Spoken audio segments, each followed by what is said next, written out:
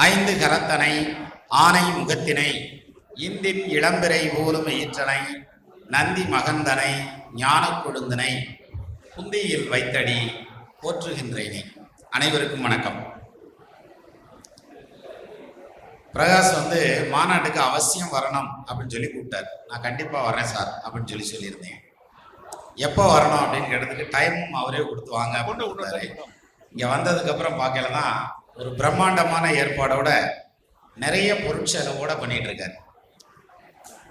இப்போ இந்த அரங்கத்தில் இருக்க எல்லாருமே ஜோதிட அபிமானிகள், ஆர்வலர்கள், ஜோதிடர்கள், ஜோதிட நிர்வாகிகள், இப்படிதான் இருப்போம் நம்ம எல்லாரும் இல்லையா? நீங்க இப்படி யோசிச்சு பாருங்க. ஜோசியம் தெரியாத ஆள் யாராவது ஒருத்தர் ஒரு அரை மணி நேரம் இங்க உட்கார முடியும்ன்றீங்க? கன்ஃபார்மா முடியாது. என்னமோ பேசுறாங்க, அவங்களாம் சிரிச்சுக்கிறாங்க, என்னாச்சுன்னு தெரியலப்பா அப்படின்ற ஸ்டைல்ல இருக்கும். அப்ப உள்ள இருக்க முடியாது, தெரிச்சு ஓடிடுவாங்க. அப்ப நம்ம இங்க இணைந்திருக்கக்கூடிய எல்லாத்தையும் ஒன்னா இணைச்சு வச்சிருக்கிறது என்ன சார்? எங்க மாமன் மூட்டு கல்யாணம், எங்க சித்தப்பை மூட்டு விருந்துனா வந்தோம் இல்லையே. ஜோசியம் அந்த ஒரே ஒற்றை வார்த்தை நம்ம எல்லாத்தையும் ஒன்று சேர்த்து சுத்தி கொண்டு நிப்பாட்டி வச்சிருக்கேன். யோசிச்சு பாருங்க. நான் பல இடங்கள்ல சொல்லியிருக்கேன், நான் ஜோதிடராக போகிறேன் அப்படின்னு யாராவது கிளம்பி வந்தீங்களா? அதை ஏன் கேட்கிற, போற வழியில திருப்பி விட்டாங்க, நாங்க இங்கிட்டு வந்துட்டோம் அப்படின்ற மாதிரி தான் இருக்குமே தவிர, நம்ம புதுசா ஏதாவது ஒரு இடத்துல நம்ம ஜோதிடம் கற்றுக்கொள்கிறேன், நான் ஜோதிடராக போகிறேன் அப்படின்னு நம்ம கிளம்பினோம்னா இல்லை. அப்ப எப்படி வந்தோம்? ஆக்சிடென்டா தான் வந்தோம். சரி, அதாவது ஆக்சிடென்டா வந்தாலும் இதுக்குள்ள நம்மளுடைய தனித்திறமையை நிரூபிக்கிறதுக்கு, வலுப்படுத்துறதுக்கு, பலப்படுத்துறதுக்கு நிறைய முயற்சிகள் எடுக்கிறோம். முந்தி இருந்த காலங்கள்ல எல்லாம் பார்த்தீங்கன்னா, ரொம்ப பழைய காலங்கள்ல எல்லாம் இது மாதிரி பேச்செல்லாம் கேட்க முடியாது. கேட்கணும்னா ஜோசியர் மீட்டிங்க்கு போகணும். ஜோசியர் மீட்டிங் எங்கே நடக்கும் தெரியுங்களா? வள்ளலாறு கோயிலில் நடக்கும், இல்லாட்டி ஏதாவது ஒரு முருகன் கோயிலில் போட்டிருப்பாங்க. அங்கே போய், ஏன்னா அங்கே மைக்கெல்லாம் இருக்காது, இதெல்லாம் இருக்காது. சும்மா சாதாரணமாக உட்காந்து பேசிகிட்டு இருப்பாங்க. இப்போ தலைவர் பேசுவார், அன்னைக்கு தலைவர் செயலாளர்லாம் இருந்தாங்க, எல்லாம் பேசுவாங்கம்பாங்களே தவிர மைக்கெல்லாம் இருக்காது. மைக் பிடிச்சி பேசுறதெல்லாம் கிடையாது. அப்போ அப்படி இருந்த காலகட்டத்தில் ஜோதிடம் வளர்றதுங்கிறது ரொம்ப கஷ்டம். ஜோதிடர் ஆகுறதுங்கிறது நம்மளை ரொம்ப எள்ளி நகையாடுவாங்க. சும்மா பேருக்கு தான் பார்ப்பாங்க, ஜோசியரா அப்படின்ற மாதிரி. ஆனால் நீங்கள் இதே இப்படி திருப்பி போடுங்க. இன்னைக்கு ஜோசியம் படிக்கிறது அப்படிங்கிறது ஒரு கௌரவமான வேலையாகிவிட்டது. டாக்டருக்கு படிக்கிற மாதிரி, இன்ஜினியருக்கு படிக்கிற மாதிரி. சரியா? ரொம்ப கௌரவமான வேலை சார். ஆனால் நிஜமாலுமே சொல்கிறேன், டாக்டருக்கு படிக்கிறவர் 5.5 வருஷம் படிச்சுட்டு 50 பேரை கொண்டான்னா நல்ல டாக்டர் முடிஞ்சு வச்சு. சரியா? வக்கீலுக்கு படித்தவங்க பாஸ் பண்ணா போதும், கேஸ் ஜெயிச்சாலும் தோத்தாலும் நமக்கு பீஸ் இருக்கும். இன்ஜினியராக இருந்தால் கட்டி கம்ப்ளீட் பண்ணி பீஸை வாங்கிட்டு வந்துட்டோம்னா அந்த கட்டடை நின்னா என்ன, விழுந்தா என்ன, விடுறா பார்த்துக்கலாம்ன்ற மாதிரி போயிடலாம். ஆனால் ஜோசியர் அப்படி இல்லை. பஸ் ஏறி 18 பேர் கேட்பான் நம்மகிட்ட. எதுக்கு? நீ சொன்ன கல்யாணம் நடக்கும்னு சொன்ன, நடக்கும்யா, நீ ஏன் கவலைப்படுற? 4 கல்யாணம் கூட பண்ணலாம், நீ நம்ம அமைதியாக மட்டும் இருந்து நம்ம சமாதானம் சொல்லிக்கிட்டு இருக்கணும். அப்போ இன்னைக்கு இருக்க ட்ரெண்டில் அந்த ஜோதிடம் படிக்கிறதுங்கிறது ஒரு கௌரவம் ஆயிருக்கு. காரணம், இன்னைக்கு எல்லாத்துக்குமே ஜோசியம் தெரியும் சார். நீங்கள் ஒன்றும் இல்லை, ஒரு பஸ்ஸில் உட்காந்து எங்காவது ஒரு ஊருக்கு போகிறோம்னா பஸ்ஸில் உட்காந்து இந்த மாதிரி சுக்கிரனுக்கு 7ஆம் பார்வை மட்டும்தான் உண்டு, ராகுக்கு 3ஆம் பார்வை, 11ஆம் பார்வை உண்டு அப்படின்னு சத்தமாக மட்டும் சொல்லிட்டு பேசாமல் இருந்துக்குங்க, மிச்சத்தை அவங்க பார்த்துக்கிடுவாங்க. சரியா? ஏன்னா நம்மகிட்ட இருக்க ஒரு சிறப்பான பழக்கம் என்னன்னா, நம்மகிட்ட இருக்க பழக்கம் ஜோசியத்தை, ஒரு ஜோசியர் பேசுறப்ப இன்னொரு ஜோசியரால பேசாம இருக்கவே முடியாது. நிஜமா இருக்கவே முடியாது. குரு 5ஆம் இடத்தை பார்த்தால் அப்ப பார்க்கலன்னா அப்படிப்பாரு. இல்ல 5 பார்த்தது அப்படி ஒண்ணு யோகமாலாம் இல்லையே, சும்மா சாதாரணமா தானே இருந்துச்சு எனக்கு அப்படின்னு ஒருத்தர். அப்ப நீங்க ஜோசியம் படிக்கணுங்கிறது ஒரு பக்கம், இந்த சொல்லி கொடுக்கணும்னு வரேன் பாருங்க, அவன் நிலைமை இன்னும் சிக்கல். என்னன்னா, நான் அடிப்படை கற்றுக்கொள்ளலாம் என்று வந்தேன் அப்படின்னு நிற்பாங்க. கிரகங்கள் 9, இதான் எங்களுக்கு தெரியும்ல. அதுல 2 ஷேடோ பிளானட், அதான் எங்களுக்கு தெரியும்ல. ராசி 12, அதான் தெரியும்ல. சரி, வேற என்னத்தையா அடிப்படையில சொல்லி கொடுக்கறது? பேஸ்மெண்ட்ல என்ன சிமெண்ட் செங்கல் தானே சொல்லி தருவாங்க, வேற என்னத்தை சொல்லி தருது? ஆனா இவங்களையெல்லாம் வச்சு மேய்ச்சி அந்த சொல்லி கொடுத்து அடிப்படை, அதுக்கு பரீட்சை எல்லாம் வச்சு அவங்கள தயார் பண்ணி மோல்டு பண்ணி, என்னை பொறுத்த வரைக்கும் அந்த ஜோதிட பயிற்சி பட்டறைகள் எல்லாம் என்ன செய்யறாங்கன்னா, எப்படி தன்மையா பேசணும் பழகணும்னு சொல்லி கொடுக்குறாங்க. ஏன்னா எல்லாம் அவங்களே படிச்சுட்டு வந்துடுறாங்க. சரியா? இப்போ காபி டீ தூள் காபி தூள் பால் அடுப்பு அடுப்பு எல்லாத்தையும் தூக்கி தோளில் விட்டு வந்துடுறது. இங்கே வந்தால் நம்ம எப்படி கலக்கிறதுன்னு மட்டும் சொல்லி கொடுத்தா போதும். அப்படி சொல்லி கொடுத்து இன்னைக்கு தமிழ்நாட்டில் ஏகப்பட்ட ஜோதிடரை உருவாக்கி உள்ள முரளி முகுந்தன் இந்த மாநாட்டுக்கு முன்னால் நிற்கிறார். இங்கே வந்து பார்த்தா தான் தெரியுது, பள்ளிவாளைய மாநாட்டை ஒரு ஜெராக்ஸ் எடுத்து இங்கே வச்சுருக்காங்க மதுரையில். சரியா? அங்கே என்ன பண்ணாங்களோ அதனுடைய ஒரு ஜெராக்ஸ். நான் அதான் சொன்னேன். வரையில் கேட்டார், எங்கப்பா இருக்கீங்க, எங்கன்னா வந்துக்கிட்டு இருக்கீங்க அப்படின்னாரு. நான் அப்போ தான் இங்கே நான் ஏர்போர்ட்டுக்கிட்ட வந்துக்கிட்டு இருந்தேன். இந்த ஏரோப்ளைன் பஸ் ஸ்டாண்டுக்கிட்ட இருக்கேன், வந்துடுறேன் நான் அப்படி. அதே மாதிரி வந்து இறங்கினது திருப்பி கரெக்டாக ஃபோன் அடித்தார். நான் முன்னால் வந்து இறங்கிட்டு இருக்கேன், ஃபோன் அடித்தார். நான் தான் வந்துடுறேன்ப்பா வந்துட்டேன்ப்பா அப்படிங்கிறேன். வேகமாக ஓடியான்ட்டார். ஏன்னா நம்ம முன்னால் இருந்தோம்னா இந்த மேலதாளத்தோடு அழைக்கிறேங்கிற பேரில் நான் தான் சொல்லலை, நமக்கு என்னென்னமோ ஞாபகத்துக்கு வரும் இல்லையா? உருமாலாம் கட்டி மாலையெல்லாம் போட்டு மேலதாளம்லாம் அழைச்சி இப்படி கூப்பிட்டு வந்து தாண்டா ஒரு தடவை கவுத்தாங்க. மறுபடியும் இவங்க வந்து அதாவதுன்னு என்னை வச்சு ஒன்றும் காமெடி பண்ணலையே, எதுலையும் உள்குத்து இல்லையே இதில் அப்படிங்கிற மாதிரி இருக்கும் இந்த இன்சிடெண்ட்டை பார்த்தோம்னா. அப்படி உருமா கட்டி கூப்பிட்டு வந்தார். ஜோதிடத்தை ஒரு துறையாக எடுத்துக்கிறது அப்படிங்கிறது நீங்கள் இங்கே உட்காந்துருக்க எல்லாத்தையுமே எடுத்துக்கங்க சார். சார்ட்டுமே நீங்கள் எல்லாத்தையும் எடுத்துக்கங்க.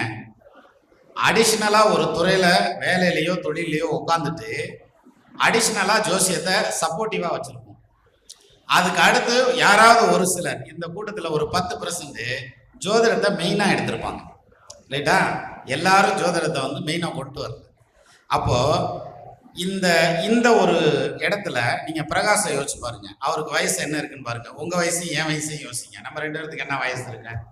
நம்ம வந்து முழுசாக எடுக்கிறதுக்கே நம்ம யோசிக்கிறோம் அப்படின்னா, பிரகாஷ் அங்கே பாருங்க சினிமா போஸ்டர் மாதிரி போட்டோவையும் போட்டு நாங்கள் வந்து அறக்கட்டளை ஆரம்பிக்கிறோம் அப்படிங்கிற மாதிரியான ஒரு தகவலையும் சொல்லி தமிழ்நாடு பூரா அழைச்சி இவ்வளோ செலவு பண்ணி அப்போது பாருங்க ஜோதிடத்தை ஒரு துறையாக தேர்ந்தெடுக்கிறார். இந்த துறையாக தேர்ந்தெடுக்கிறதுல என்னை பொறுத்த வரைக்கும் அவர் நல்ல புத்திசாலிங்க. ஏன்னா எதிர்காலம் ஜோதிடத்துக்கு பிரகாசமாக இருக்கும், அது ஒன்றும் பிரச்சனையே இல்லை. சரி, இந்த துறையை தேர்ந்தெடுக்கிறதுக்கு அவங்க வீட்டுக்காரம்மாவை அவர் சமாதானம் பண்ணார் வருங்க. அதுதான் திறமை சார். கல்யாணத்துக்கு அப்புறம் ஜோசியம் பார்க்குறது எல்லாரும் தான் சார் பார்க்கலாம். நான் ரிட்டையர்ட் ஆகிட்டேன் ஜோசியம் பார்க்குறேன், அல்லது வியாபாரம் சரியில்லை ஜோசியம் பார்க்குறேன், பிள்ளைக்கு கல்யாணத்துக்கு பொண்ணு பார்த்தே ஜோசியம் பார்க்குறேன் அப்படின்னு அப்படி போயிடுவாங்க ஜோசியர். இது ஈஸி. எங்கள் கல்யாணத்துக்கு முன்னாடி ஜோசியர் ஆகிட்டு கல்யாணத்துக்கு பொண்ணு போய் கேட்டு பாருங்க, நான் சிறந்த ஜோதிடராக இருக்கிறேன், எனக்கு உங்கள் பொண்ணை கொடுங்கள். ஒன்றும் கொடுக்க முடியாது, புறப்படும் அப்படின்றாங்க. யாரும் தரமாட்டேன். அப்போ ஏற்கனவே மாமனார் அவர் வந்து ஏமாத்தி பழக்கம் இருக்கிறதுனால மனைவியை ஈஸியாக ஏமாத்திட்டாருன்னு நான் நினைக்கிறேன். அப்படி கூட இருக்கலாம். சரியா? அப்போ அந்த அம்மாவை சமாதானப்படுத்துறது பாவம், அது குழந்தை பிள்ளையாட்ட இருக்குது. அதை சமாதானப்படுத்துறது ஈஸி தான். அநேகமாக ஒரு ஐஸ் வாங்கி கொடுத்து இந்தா வச்சுக்க, பஞ்சு மிட்டாய் வாங்கி கொடுத்து இந்தா வச்சுக்க அப்படின்னு சொல்லி சமாதானம் பண்ணியிருப்பாருன்னு என்னன்னு தெரியல. ஆனால் நேற்றுலேருந்து நம்ம மக்கள் எல்லாரும் சேர்ந்து அந்த பிள்ளைய கூல் பண்ணிட்டாங்க. எப்படின்னா வா வா வா வா வந்து நெல் மாலையை போடு, இருந்தா சால்வையை போத்து அப்படின்னா அதுக்கு இங்கே மேடையில் நில்லாலே சிலருக்கு கிருங்க. அதில் என்ன மாலையை போட்டு சால்வையை போத்து எல்லாரும் பாராட்டி பிரமாதம் பிரமாதம் அப்படின்னது அந்த பிள்ளைய பாருங்க, கால் 1/2 அடி மேலே நிற்கும் தரையிலேருந்து மேலே. அப்போ நெசந்தியா போல இருக்கு, நம்ம வீட்டுக்காரர் நல்லவர் தான் ஐயா, எல்லாரும் பாராட்டுறாங்களே அப்படின்ற மாதிரியான யோசனை எல்லாம் வந்துடும் சார். உண்மைதான் அது.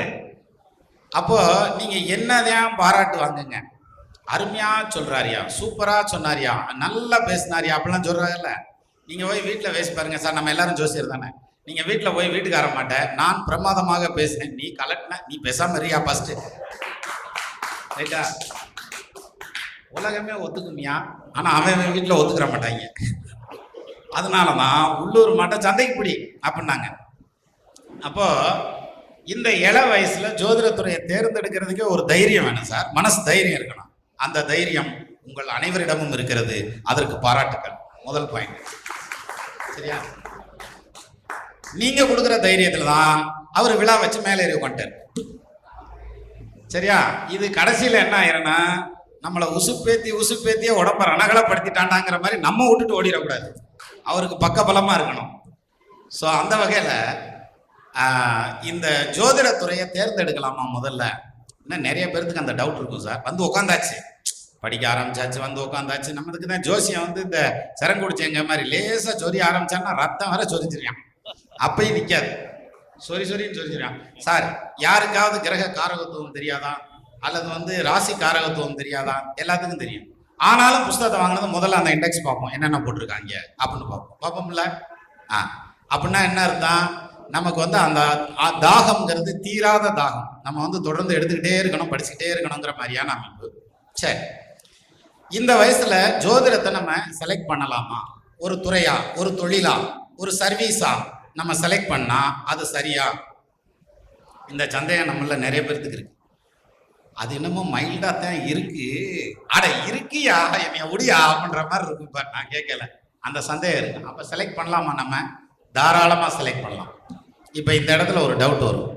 என்னமோ ஜோசியம் பார்த்தா புள்ள ஒட்டி இருக்காதுன்றாங்க, இல்ல காசு வனத்துக்கு கஷ்டப்படுவான்றாங்க, தருத்தனம் பிடிச்ச தொழில்ன்றாங்க, ஒரு இடத்துல நிலையா நிக்க மாட்டான்றாங்க, இப்படிலாம் சொல்றாங்களேப்பா, இந்த ஜோசியத்தை தொடலாமா? அப்படி அப்படி அப்படி யோசிப்பாங்க. எப்படின்னா, வெத்தலா கடைக்கு போனீங்கன்னா சுண்ணாம்பு வச்சிருப்பேன். நம்ம எல்லாத்தையும் அந்த டப்பா கூட இப்படி 2 தட்டு தட்டுவோமே தவிர, எங்க அந்த சுண்ணாம்பை தொட சொல்லுங்க மாமா, ஒருவே தொட மாட்டேன், அது தனியா இருக்கும் துண்டா. அது மாதிரி தான் ஜோசியத்துறை அப்படிங்கிறத தொடலாமா வேண்டாம்? அப்படின்னா என்னை பொறுத்த வரைக்கும் நான் ஒரு விளக்கம் சொல்றேன் சார். 100% தாராளமா ஜோசியத்தை ஒரு ப்ரொஃபஷனலா எடுத்துக்கலாம். ஏன் எடுத்துக்கலாம் அப்படின்னா, இந்த ஜோதிட துறைன்னு மட்டும் இல்லை, நீங்க எந்த துறையை எடுத்துக்கிட்டாலும் நீங்க அந்த தொழிலை எப்படி கையாளுறீங்க அப்படிங்கிறத வச்சுதான் உங்களுடைய எதிர்காலமும் அந்த தொழிலுடைய எதிர்காலமும் இருக்கும். வேற ஆப்ஷன்லயே இருக்காது. அப்போ நேர்மையான வழியில தொழில் பண்ணணும் அப்படிங்கிற மாதிரியான பாயிண்ட்னா என்ன? ஐயா உனக்கு 100 ரூபா வேணுமா கன்சல்டேஷன் ஃபீஸ் வாங்கிக்க, இல்லை நான் 1000 ரூபா கொடுத்தா தான் பார்ப்பேன், இல்லை நான் 5000 ரூபா கொடுத்தா தான் பார்ப்பேன். ஒன்றும் தப்பே கிடையாது. இங்கே 5000 ரூபா கொடுத்தா நான் பார்க்குறேன், எனக்கு கொடு. ஆனால் 5 ரூபாய்க்கு காப்பி வைக்கிறேன். இங்கே முன்னால் மீனாட்சி பிஸ்னஸ் ஆஸ்பத்திரிக்கிட்ட போனீங்கன்னாக்க 10 ரூபாய்க்கு காப்பி கிடைக்கும், ரைட்டா? அதே இது எஸ்பிரஸோவில் போய் காப்பி குடிக்கிறேன்னு போனீங்கன்னா 650 ரூபா போடுவேன், ரைட்டா? அங்கே குடிக்காமல் இருக்கானா இல்லை இங்கே குடிக்காமல் இருக்கானா? 2 பக்கமும் காஃபி குடிக்கிறாங்க சார். ஆனா அங்க குடிக்கிறவங்க இங்க வந்து குடிக்க மாட்டாங்க, இங்க குடிக்கிறவங்க அங்க போய் குடிக்க மாட்டாங்க, ரைட்டா? அவங்களுக்கு தக்கார தகவலார் என்பது அவர் எச்சத்தார் காணப்படும். அப்ப அவங்க வந்து எந்த இடத்துல எது வேணுமோ அதை எடுத்துக்குவாங்க. யாருக்கு அஃபோர்டபிலிட்டி இருக்கோ, யாரால அந்த உங்க சர்வீஸை வாங்க முடியுமோ அந்த சர்வீஸை வாங்கிக்குவாங்க. அதை விட்டுட்டு நான் வந்து உங்களுக்கு ஏதாவது பண்ணி தரேன் வச்சு தரேன் அப்படின்னு சொல்லி அவங்களை ஏமாத்தாம இருக்கணும், பயப்படுத்தாம இருக்கணும் சார். ரொம்ப முக்கியம், பயப்படுத்தக்கூடாது. யாரு? ஜோசியரை. எங்க ஜோசியர்கிட்டயா அவன் கிட்ட போனதுமே அதை காணா இதை காணாம பையன் நோட்ல அப்படின்ற அந்த மாதிரி ஆயிடக்கூடாது. நோட்டை விரிச்சு வச்சதேன் உங்களுக்கு குறு மட்டும் ஒரு கட்டம் தள்ளி இருந்துருச்சுன்னு வைங்களேன், நான் உன்னைய பார்க்கவே வந்திருக்க மாட்டேன் அப்படிமா. சரியா? நான் என்னத்துக்குடா வர்றேன், அஷ்டம குருன்னு சொன்னாங்க, அதனாலதான் வந்தேன் நான் அப்படின்னு. அப்போ இது மாதிரியான சூழ்நிலைகள்ல ஜோசியத்தை ப்ரொஃபஷனலா எடுத்துக்கலாமா? தாராளமா எடுத்துக்கலாம். நம்ம அதை ஒரு துறையாவே எடுத்துக்கிட்டு செயல்படலாம் நேர்மையான வழியில. அப்போ இந்த புத்திர பாக்கியத்துல பாதிக்காதா, பொருளாதாரத்துல பாதிக்காதா, தர்த்தனம் பிடிச்ச தொழில் சொல்றாங்க, கடைசி காலத்துல கஷ்டப்படுவாங்கிறாங்க. ஒன்றும் கிடையாது. போலீஸ் தொழில் அப்படிங்கிறது வந்து ரொம்ப மோசமான தொழில் அப்படிங்கிற ஒரு எண்ணம் பெரும்பாலானது நிறைய பேருக்கு இருக்கும். ஆனா அந்த துறையில ரிட்டையர்ட் ஆகி சிலர்லாம் பாத்தீங்கன்னா ஜம்முன்னு இருப்பான், ஒரு டென்ஷனும் இல்லாம ரிலாக்ஸா இருப்பான். எப்படி நம்ம இந்த முக்கி பேசிட்டு பிள்ளைய ஓடி பிடிச்சி விளையாடுறது பார்த்தீங்களா, அதுக்கு எந்த டென்ஷனும் கிடையாது. அந்த மாதிரி இருப்பாங்க, ரிட்டையர்ட் ஆனதுக்கு அப்புறம் இருப்பாங்க.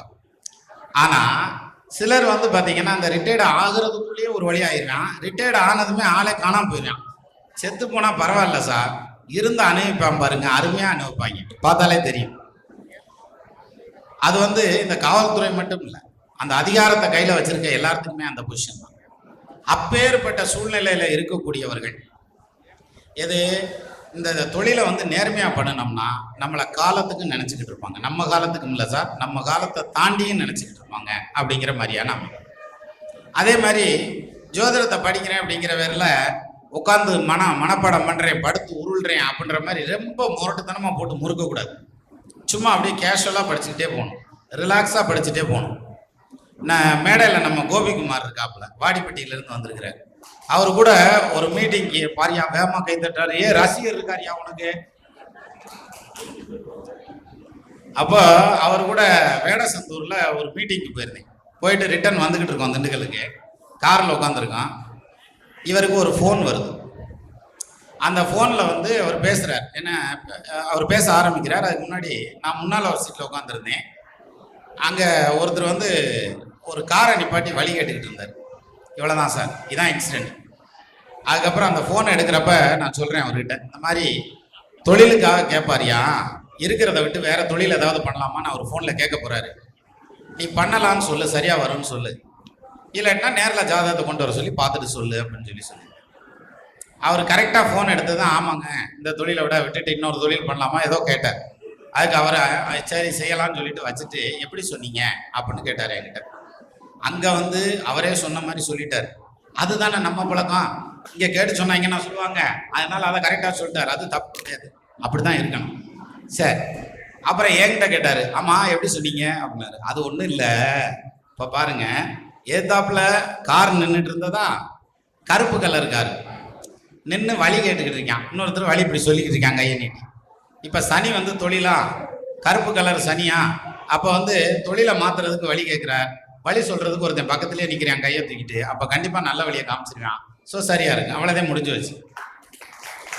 சரியா, இதுக்கு நீ போய் வந்து அரைப்படி உளுந்து எடுத்துக்க, காப்படி எண்ணெய் எடுத்துக்க, அதை சட்டி அடுப்பில் வை, வறுத்து உருள், ஒன்றும் தேவையில்லை, படவடன்னு சொல்லி விட்டு போயிடலாம். சரியா சார், சிம்பிளான விஷயம் சார்.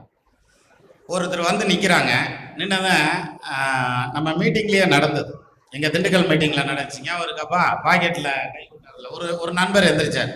ஒருத்தர் வர்றவர் என்ன கேள்வி கேட்பாருன்னு எப்படி சார் கண்டுபிடிக்கிறது அப்படின்னாரு. அது கண்டுபிடிச்சிடலாம், ஈஸி தான் அப்படின்னது. எங்கே சொல்லுவாப்போம் அப்படின்னு அதை எந்திரிச்சு நின்று கேட்குறாரு அவர். அவர் இல்லை, யாராவது ஒருத்தரை எழுப்பிடுங்கன்னு சொல்கிறோம். அப்போ சரி, ஒருத்தரை எழுப்பிடுறாங்க, நீங்கள் கேள்வியே கேட்க வேண்டாம், ஒருத்தரை எழுப்பி மட்டும் நிப்பாட்டியாச்சு.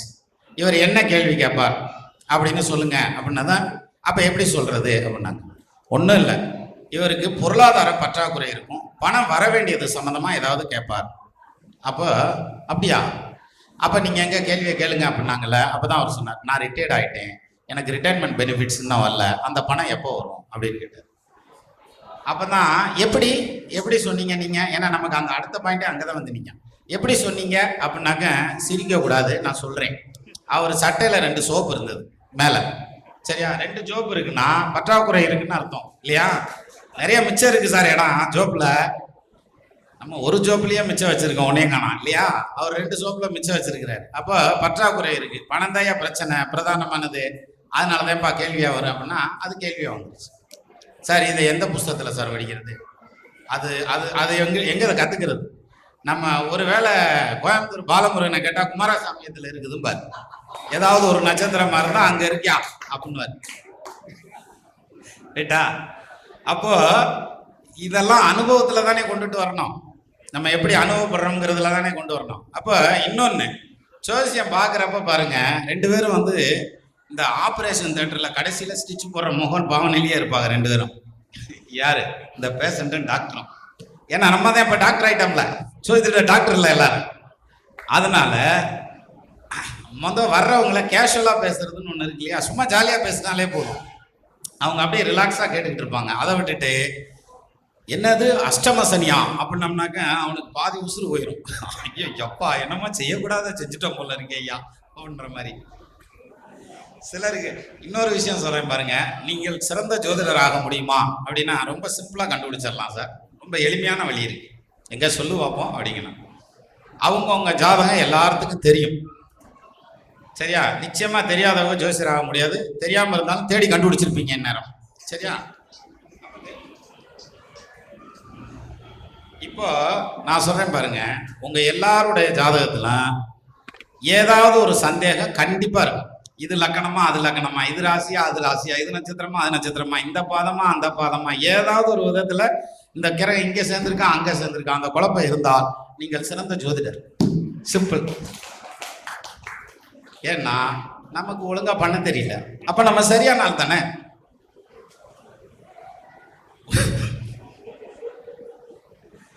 பேசுறப்ப நான் சிரிக்க கூடாதுன்னு சொல்லுவாங்க, என்ன பண்றது. அதாவது நம்ம சிறந்த ஜோதிடரா அப்படின்னாக்க இந்த மாதிரி ஷார்ட்கட்ல எல்லாம் கண்டுபிடிக்கலாம் தெரியுமா. நான் நல்ல ஜோதிடராக வருவேனா அப்படின்னு தான் எல்லாரும் முதல்ல கேட்பாங்க, அதையும் கேட்பாங்க. இதுல பாருங்க, எம்ஏ படிச்சிருப்பாரு, பிஏ படிச்சிருப்பாரு, டிப்ளமா படிச்சிருப்பாரு, எங்க நான் ஜோசியரா வருவேனா அப்படின்னு தான் கேட்பாங்க. சரி, இப்போ இதில் இன்னொரு விஷயம், ஒரு ஜோசியர் வந்து பார்த்ததான் அவர் பாட்டுக்கு ஆரம்பிச்சாருனாக்க, என்ன எங்கள் அண்ணன் மாமனாரெல்லாம் ஆரம்பிச்சாருன்னா படபடன்னு பாட்டாத்தையும் சொல்லிக்கிட்டு இருப்பாரு. நைட்டு கட்டில் எடுத்து போட்டு படுத்தோம்னாக்கா அவர் பாட்டுக்கு தூங்கிடுவார், நான் பாட்டுக்கு தூங்கிடுவேன், அவர் பாட்டுக்கு பாடிட்டு உட்காந்துருப்பார். நீ ஓன் பாட்டுக்கு பாடு, நான் என் பாட்டுக்கு தூங்குறேன்ற மாதிரி. இது ஒரு ஸ்டைல் ஜோசியம் சொல்றதுல. இன்னொரு ஸ்டைல் என்ன தெரியுங்களா, அந்த டிகிரி இல்லாமல் எதுவும் சொல்ல மாட்டாங்க. நம்ம படித்தவங்கெல்லாம் இருப்பாங்க இல்லையா, அவங்க வந்து இத்தனை டிகிரியில் இருந்தால் அத்தனை டிகிரியில் இருந்தால் அப்படின்னு என்ன இருந்தாலும் அவங்க டிகிரி முடிச்சேங்கிறத காமிப்பாங்க. நம்மகிட்ட டிகிரிலாம் இல்லையே, அதனால சும்மாதான் சொல்லணும். அப்படி ஒரு ஸ்டைல். சிலர் வந்து பார்த்தீங்கன்னா கோச்சாரத்தை எடுத்துக்குவாங்க, சிலர் வந்து ஷட் வர்க்கத்தை எடுத்துக்குவாங்க, அஷ்ட வர்க்கத்தை எடுத்துக்குவாங்க, அதை எடுத்துக்குவாங்க, இதை எடுத்துக்குவாங்க. இது எல்லாத்தையும் பார்த்து பார்த்து ஒரு மீட்டிங்கில் பார்க்குறோம், ஒரு மாதிரி பேசுகிறாங்க. அவங்க மேடையில் பேசுகிறப்ப பார்த்தீங்கன்னா, சே இவ்வளோ ஈஸியாடா ஜோசியம், நம்ம தான் விவரம் தெரியாமல் போய் முட்டிக்கிட்டு இருந்தோமோ அப்படின்ற மாதிரி இருக்கும். அடுத்த மீட்டிங்லாம் அதே மாதிரி தான் இருக்கும். ஏன்னா நம்மளால் அதை ப்ராக்டிக்கலாக கொண்டு வர்றதுல நிறைய டிஃபிகல்ட்டிஸ் இருக்கும், நம்ம அதை செயல்படுத்த முடியாது கொண்டு வர்றதுக்கு. அப்போது வர்ற வேகத்தை பார்த்தா எனக்கு இன்னும் சந்தேகமாக இருக்கு. அதாவது என்ன பண்ணுவாங்கன்னா, ஒரே ஒரு விஷயம், ஒருத்தருக்கு ஒரு ஸ்டைலில் நல்லா வரும், அவர் அந்த ஸ்டைலை பிடிச்சி போயிட்டு இருப்பாரு. அதை பார்த்தது நமக்கு ஆசை வரும். என்ன காரணம் தெரியுமா, நம்ம இந்தியாவில் இருக்கோம் சார், இங்கே ஒருத்தர் இட்லி கடை வச்சு ஜெயிச்சான்னா ஏத்தாப்புல பணியார கடை போட மாட்டேன், அவனு இட்லி கடையே தான் போடுவான். இப்போ பிரகாஷ் இங்கே மீட்டிங் போட்டார்ல, என்ன பாருங்க, நான் 2 மாசத்துல இன்னொரு மாநாடு நடக்குங்க மதுரையில். நாங்கள் உங்கள் பாண்டிய நாட்டு சோதிடர்கள் பிரகாசுக்கு இழைத்தவர்கள் அல்ல, 2 நாள் அவகாசம் கொடுங்கள் அப்படின்ட்டு இறங்கிடுவாங்க. சரியா? அதனால இந்த ஒருத்தர் பார்க்கறத காப்பி பண்ணக்கூடாது, அவரை ஃபாலோ பண்ணலாம். எது எப்படி எப்படி சொல்றாரு, என்ன பண்றாரு அப்படிங்கிறத ஃபாலோ பண்ணலாமே தவிர காப்பி பண்ணக்கூடாது. அப்படி காப்பி பண்ணா என்ன ஆகும், நம்ம வந்து ஒரு போலியா தான் வருவோம். நீங்க நல்லா யோசிச்சு பாருங்க, ஒரு சிலர் வந்துட்டு ஸ்டேஜில் வந்து சிவாஜி மாதிரியே நடிச்சு காமிப்பான். நிஜமா சொல்லணும்னா சிவாஜி கூட அப்படி நடிக்க முடியாது, அவ்வளவு தத்ரூபமா நடிச்சு காமிப்பான். ரஜினிகாந்த் மாதிரியே ஆடி காமிப்பான். ஆனா விஷயம் என்னன்னா, அவன் ரஜினியாவோ சிவாஜியாவோ கமலஹாசனாவோ ஆக முடியாது. எப்பயுமே ஜெராக்ஸ் தான். ஐயா வணக்கம். எப்பயுமே ஜெராக்ஸ் தான், ரைட்டா? அந்த கணக்கா இதுல வந்து ஜோதிடத்துறையை பொறுத்த வரைக்கும் காப்பி பேஸ்ட் பண்ணிடாதீங்க, அது தப்பு. ஆனா ஒருத்தர் எப்படி பண்றாங்க, எப்படி பலன் எடுக்கிறாங்க அப்படிங்கிறத ரிவீல் பண்ணலாம், அது பிரச்சனை இல்லை. அப்ப அந்த மாதிரி எடுத்து பண்ணாதே சரியா வருமே தவிர அதை விட்டுட்டு ஜோதிடம் அப்படிங்கிறத காப்பி பண்ணக்கூடாது. ஒண்ணு.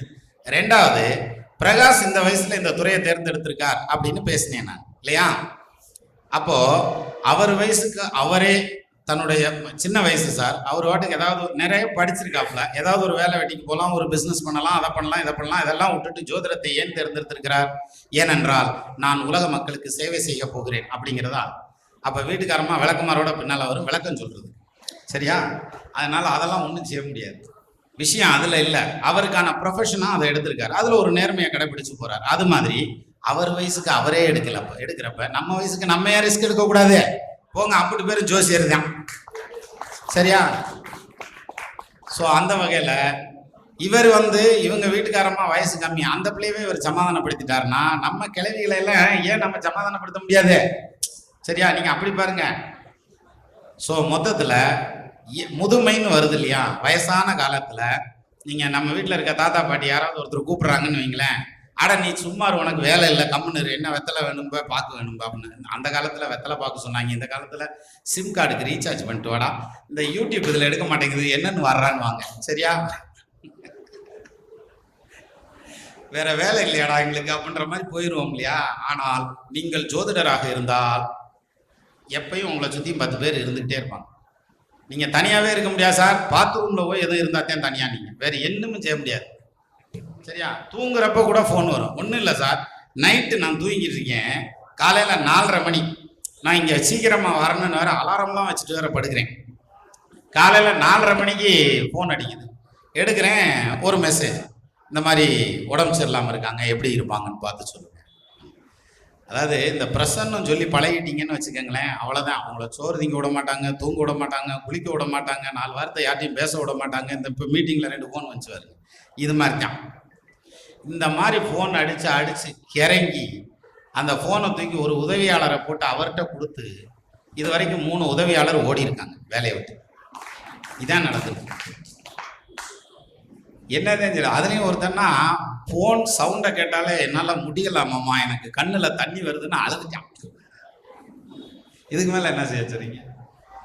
நான் அவ்வளவு சிறந்த ஜோதிடர் அப்படின்னு நினச்சிக்காதீங்க, கேட்குறதுக்கு பதில் சொல்கிறோம்ல, அப்படி நீங்கள் இப்படி போயிடக்கூடாது. இங்க எங்களுக்கு வேற எங்கும் கிளைகள் இல்லை அப்படிங்கிற பாயிண்ட்ல நான் சொல்லலை, அதை புரிஞ்சுக்கணும். அப்போ உங்களுக்கு தனிமையை விரட்டக்கூடிய ஒரு விஷயம் வேணுமா அப்படின்னா, சார் தாயோடு அறுசுவைவோம், தந்தையோடு தான் பெற்ற கல்விவோம், ஆயவாழ் உற்றாருடன் போம், உடன்பிறப்பார் தோல் வலிவோம், பொற்றாலியோடு எவையும் போம் அப்படின்றான். பொண்டாட்டி போனான்னா அவனுக்கு சகலமும் போச்சுன்னு அர்த்தம் ஆடிட்டான். மனைவி தான் சார் அத்தனையும். அதுக்கு காரணம் என்னன்னு சொல்லுங்க. நம்ம ரொம்ப முக்கியமான வேலையில இருப்போம், அவங்க ரொம்ப சின்ன ஒரு விஷயத்த பெருசா எடுத்துக்கிட்டு வந்து நம்மளை டிஸ்டர்ப் பண்ணுவாங்க இல்லையா? அப்ப அந்த மாதிரி ஒரு ஆள் வேணும். இடிப்பாறை இல்லாத ஏமராமன்னன் கெடுப்பாறையிலானும் கெடும்ன்றானே திருவள்ளுவர். அப்ப அது மாதிரி ஒரு ஆள் வேணும்ல. அப்பேற்பட்ட அந்த மனைவி போயிட்டா கூட ஜோசியக்காரன் சும்மா இருக்க மாட்டான் சார். கடைசி வரைக்கும் அவன் சம்பாரிச்சுக்கிட்டே இருப்பான், அவனை சுத்தி 4 பேர் இருந்துகிட்டே இருப்பான் சார். உங்களுக்கு தனிமை இருக்கக்கூடாது அப்படின்னா சாதக அலங்காரத்தை கையில் எடுத்து பிடிங்க, சாதக நோட்டை கையில் எடுத்து பிடிங்க. நிச்சயமா தனிமை வாழ்நாள் பூரா இருக்காது, அடுத்த பிறப்புலையும் சேர்ந்து இருக்காது. ஏன்னா கல்வி ஒருவருக்கு என்ன இம்மையும் எழுமா புடைத்து, நான் 7 பிறப்புங்க வருதுன்றானே, இப்பயே படிச்சு வச்சா அடுத்த 7 பிறப்புக்கு தனிமையாவே இருக்க வேண்டியது இல்லை. அப்படி யோசிங்க. பார்க்குறவன்லாம் ஜோசியர் ஆயிட்டான். எங்க ஊர்ல தெருவுக்கு ஜோசியர் இருக்கான் அப்படின்னு சொல்லுவாங்க. இருக்கட்டும், அதனால என்ன? சந்தையில தாயா கடையை போடணும், ஆளே இல்லாத இடத்துல கொண்டு போய் கடை போடுவாங்க. அப்போ ஒரு 10 கடை இருக்கிற இடத்துல நம்மளும் ஒரு கடையை வைக்கணும். அப்பதான் அந்த கடை ஓடுறதுங்கிறது பிரமாதமா ஓடும் இல்லையா? அதை விட்டுட்டு போட்டியை விட்டுட்டு நான் போய் தனியா வச்சு உட்காந்துக்கிறேன் ஆள் இல்லாத இடத்துலன்னா அது என்ன கணக்கு? அதனால இன்னும் ஜோதிடர்களுடைய தேவை ஆயிரக்கணக்கில் இருந்து கொண்டே இருக்கும். என்ன காரணம்? மனுஷனுடைய பிரச்சனை அப்படி ராசா. ஏன்னா அந்த காலத்துல 8 மணிங்கிறது 6 மணிங்கிறது 5 மணிக்கு எந்திரிச்சு பாடுபடுவாங்க. சாயங்காலம் ஆயிடுச்சுன்னா ஈவினிங் என்ன பண்ணுவாங்கன்னா பட்டியாள் நேரம் அப்படிம்பாங்க, ரேகம் மறையிற நேரம்பாங்க கிராமத்துல எல்லாம். அதுக்கப்புறம் என்ன ஆயிரும்? ஊர் அடங்கிரும் சார், 7 மணிக்கெல்லாம் அடங்கிரும். இப்போ நைட் லைஃப்னே ஒன்று கண்டுபிடிச்சிருக்கான். எது? 11 மணிக்கு ஆரம்பிச்சு 3 மணி வரைக்கும் ஆடிட்டு இருப்பாங்க, இல்லை 2 மணி வரைக்கும் ஆடிட்டு இருப்பாங்க. அதுக்கப்புறம் அவன் போய் படுத்தான்னா சன்ரைஸே பார்க்க மாட்டான். காலையில சீக்கிரம் எந்திரிக்கிறது நல்லதுப்பா, சீக்கிரம் எந்திரிச்சா வாழ்க்கை சிறப்பா இருக்கும், நீ பொருளாதாரத்துல முன்னுக்கு வருவ, வாழ்க்கையில முன்னுக்கு வருவ அப்படின்னாங்க. அப்படியா, சரி. ஏன் பேப்பர் போடுறவங்களாம் முன்னுக்கே வரலாமே, பேப்பரே ஓட்டுக்கிட்டு இருக்கான். டீ கடைக்காரெல்லாம் ஏன் முன்னுக்கே வரலாம், டீ ஆதிக்கிட்டு இருக்கான்னுவான். சரியா? எங்கிட்டா முன்னுக்கு வர்றது, பேசாம போ பெருசு அப்படின்ட்டுருவாங்க நம்மள. சரியா? அது நம்ம அந்த டைம், அவ்வளோ டைம் கிடைச்சிருக்கு நமக்கு. எது? நைட்டெல்லாம் நிறைய எக்ஸ்டென்ஷன் ஆகுது, காலையில் கொஞ்சம் சுருங்குதுனால நைட்டில் மிட் நைட் வரைக்கும் நம்மளுடைய டைம் எக்ஸ்டெண்ட் ஆகுது. நேரம் அதிகரிக்க அதிகரிக்க பிரச்சனைகளும் அதிகரிக்கும். பிரச்சனை அதிகரிக்க அதிகரிக்க ஜோதிடருடைய தேவையும் அதிகரிக்கும். அப்போ இப்போ இங்கே இருக்கிற ஜோசியர் பத்தாது. இப்போ இந்த ஜோதிடத்துறையில் இல்லாதவங்க யாராவது வந்தவங்க யோசிப்பாங்க, ஓ நம்மதே விவரம் தெரியாமல் இவ்வளோ நாள் வேஸ்ட் பண்ணிட்டோமோ, புறா அந்த ஜோசியரை எங்கடா பிரகாஷ் பாடுறா அவனை அப்படின்னு நம்மளும் ஜோசியம் படிச்சிடலாங்கிற ஒரு ஆர்வம் தானாக வந்துடும். ஆனால் ஜோசியம் படிக்கிறது ஒன்றும் கஷ்டமே இல்லைங்க, ரொம்ப ஈஸி. அதாவது 9 கிரகம் 12 கட்டம் 27 நட்சத்திரம், அவ்வளோதான் படிச்சாச்சு, முடிஞ்சு வச்சு. இதுக்கு என்ன 3 நாள் ஆகுமா? 4 நாள் ஆகட்டும், அவ்வளோதான். அதுக்கப்புறம் இங்கே பாரு, சைக்கிள் குரங்கு பெடல் போட்டு ஓட்டி பழகிட்டோம்னா அப்புறம் அப்படியே தெருவுக்கு போனோம்னா ஆளாளுக்கு திட்டி நம்மளை கரெக்டாக ஓட்ட விட்டுருவாங்க. நம்ம ஒன்றும் செய்ய வேண்டியது. சரியா?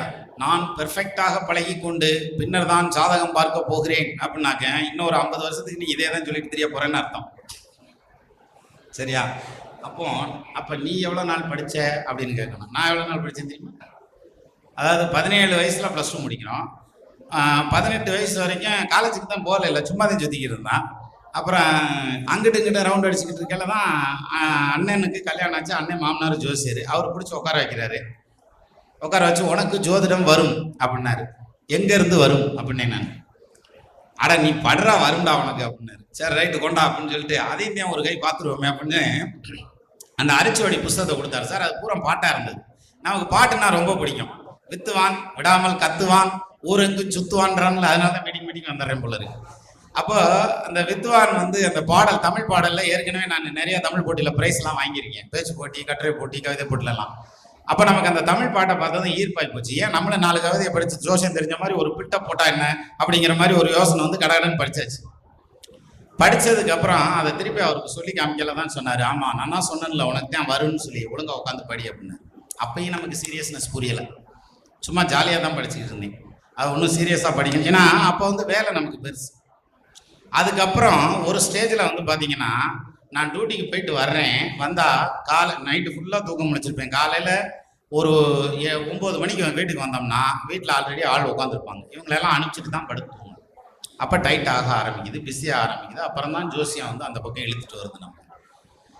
அப்போ ஒருத்தருக்கு ஜோதிடம் அப்படின்னு வந்தா, உண்மையிலேயே சொல்றேன் சார், ஜோதிடம் படித்த நீங்கள் அனைவரும் மிகவும் புண்ணியவான்கள். பரவாயில்லையே, நான் ஏன்னு சொல்லாமலே கைதட்டுறீங்களே, அப்ப நிஜமாலுமே நல்ல ஜோசியர். அப்படி இல்லை சார், ஜோசியம் படிச்சிருக்கணும்னு பாருங்க, ஒருத்தன் பணக்காரனா இருக்கான்னு பொறாம வரவே வராது, ரைட்டா? ஆனா இவன் மட்டும் பலன் ஏன் இப்படி சொல்றாங்கிற பொறாம வரும். வந்தா தான் ஜோசியம், ரைட்டா? அதை பூரா அவன் மட்டும் சொல்றியான் அப்படின்ற மாதிரியான பொறாம வரும். ஆனா ஒருத்தர் பணக்காரனா இருக்கான், பென்ஸ் கார் வச்சிருக்கான் அப்படின்ற அந்த மாதிரி விஷயங்கள்ல பொறாமையே வராது. என்ன காரணம் தெரியுங்களா? வாழ்க்கையின் அத்தனை விதமான அப் அண்ட் டவுன்ஸையும் அவன் பார்த்துருப்பான் வாழ்க்கையில். யாரு? ஜோசியர். ஒரு 5 வருஷம் எக்ஸ்பீரியன்ஸ் ஜோசியத்தில் இருந்தாலே வாழ்க்கையில மிகப்பெரிய உயர்வையும் தாழ்வையும் பார்த்துருப்பான். அப்ப ஏற்பட்ட ஒரு அமைப்பு. இப்ப பேசினார் இல்லையா சுபம் மாரிமுத்து ஐயா, எனக்கு நான் மீட்டிங்ல மட்டும்தான் அவரை பார்ப்பேன். அவர் பேசுறாரா சிரிக்கிறாரானே தெரியாது, நல்லா கவனிச்சு பாருங்களேன். ஏன்னா கோல்கட்டு விளம்பரம் மாதிரியே சிரிச்சிருவாரு, அதே மாதிரியே பேசிடுவாரு. ஐயா கோச்சுக்கிறாரு, எங்க அங்க வர்றாரா? ரைட்டு, பாட்ஷா வைன் கூட்டா தான் வருவாரா? எப்பயுமே பழமொழி எப்படி பொருந்து பாருங்க, மூர்த்தி சிறுசா இருந்தாலும் கீர்த்தி பெருசுன்றான் பாருங்க. எவ்வளவு கரெக்டா எடுத்துக்காட்டா இருக்காரு பாருங்க. எதுக்கு சொல்றேன்னா சார், வேற ஒன்றும் இல்லை. இவர் வந்து இது போன முகுந்தன் மீட்டிங்ல வந்து இவர் என்னென்ன பண்ணார் அப்படின்னு சொல்லி அந்த இதுல டிஸ்பிளேல காமிச்சார். உண்மையிலேயே நான் அசந்து போயிட்டேன் சார். இவர் போட்டதுக்கு அப்புறம் எனக்கு போடுறேன்னாரு. எனக்கு போட்டா எப்படி இருக்கும் யோசிச்சு பாருங்க.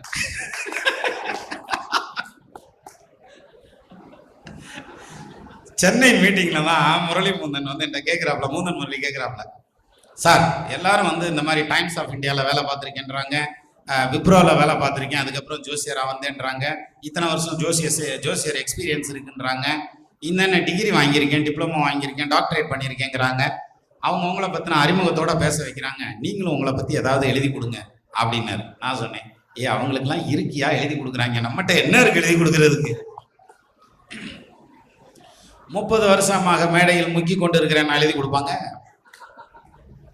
அப்படித்தான் ஆயிப்போச்சு. அப்புறம் கடைசியில ஏதோ 2 எழுதணும்ல, அதுக்காக சமாளிபிகேஷனுக்கு அதெல்லாம் சமாளிக்கிறதுக்கு நமக்கு சொல்லித்தர வேண்டியது இல்லை. ஜோசியர் தானே, அதெல்லாம் கிளீனா சமாளிப்பாங்க. உனக்கு எடுத்தது பொம்பளை பிள்ளை, செக்க செவேர்னு விறக்கும் அப்படின்னா, இலை செக்க செவேர்னு விறக்குன்னா என் மாமியாக்காரில் கண்ணங்கரையல் நிலையா கிடைச்சிருக்கு அப்படின்னு வந்து நிற்பான். இவர் கருப்பா இருந்தா கிருஷ்ணனோட கலர், அப்ப அதிர்ஷ்டத்தின் அழகுன்னு அர்த்தம். அவன் வளர வளர பாரு நீ என்ன ஆகுறன்னு அப்படின்னாங்க. சார் ஒருத்தரை ஏமாத்த வேண்டாம், அது தப்பு. பொய்மையும் வாய்மை இடத்த புரை தீர்த்த நன்மை வயக்கும் இனி, ரைட்டா? நல்ல விஷயத்துக்காக சொல்லலாம்ல, தப்பு இல்லைல்ல? அப்படி கூட சொல்லிட்டு போறது. அது மாதிரி தான். இதை விட இன்னொரு காமெடி அங்க நடந்தது, சென்னையில நடந்துச்சு. ஒரு இந்திய ஜோசியர் என் கையை பிடிச்சிக்கிட்டாரு. கையை பிடிச்சிக்கிட்டு இப்படி கையை நீட்டு அப்படின்னாரு. இப்படி கூட்டத்தை பக்கம் இப்படி கை நீட்ட சொல்றாரு. இப்படி நீட்டிக்கிட்டேன் நான். எல்லாருக்கும் ஆசீர்வாதம். நித்யானந்தா மாதிரி. இந்த நித்யானந்தா இப்படி நின்றுப்பாரு, நான் இப்படி நின்னேன், அவ்வளோதான் வித்தியாசம். அவர் வாட்டுக்கு இந்த ரேகை இங்கே ஓடுது, அந்த ரேகை அங்கே ஓடுது. நம்மால் சொல்லுவான்ல, சனியில புதன் நடக்குது, அவன்டா அங்கே நடக்கிறேன், போய் இருக்கிற இடத்துல இருக்க சொல்றா கம்முன்னு அப்படின்ற மாதிரி. சனியில புதன் ஓடுதுன்ற மாதிரி இங்கே இந்த ரேகை ஓடுது, அங்கே அந்த ரேகை ஓடுது அப்படின்னு சொல்லிக்கிட்டு இருந்தார். அப்போ நிஜமா சொல்றேன் சார், அந்த ஹிந்தி மார்க்கெட், அஸ்ட்ராலஜி ஹிந்தி மார்க்கெட்டுங்கிறது ஒரு ரொம்ப பெரிய மார்க்கெட் சார். அதனுடைய வெலாசிட்டி ரொம்ப ஜாஸ்தி. அதனால அனைத்து ஜோதிடர்களும் ஹிந்தி கற்றுக்கொள்ள ட்ரை பண்ணுங்கள். செல்வி கூட சொன்னார், அடுத்த மீட்டிங்ல நான் ஹிந்தியில மாట్లాடுறேன் பாரு அப்படின்னாரா. அங்க அந்த மீட்டிங்குள்ள போனதுதான் நான் சொன்னேன், இல்ல அது தெரிஞ்சா நான் சொல்ல மாட்டேன், இது தெலுங்குன்னு தெரியாதனால தான் சொல்றேன். I know 5 languages in Tamil.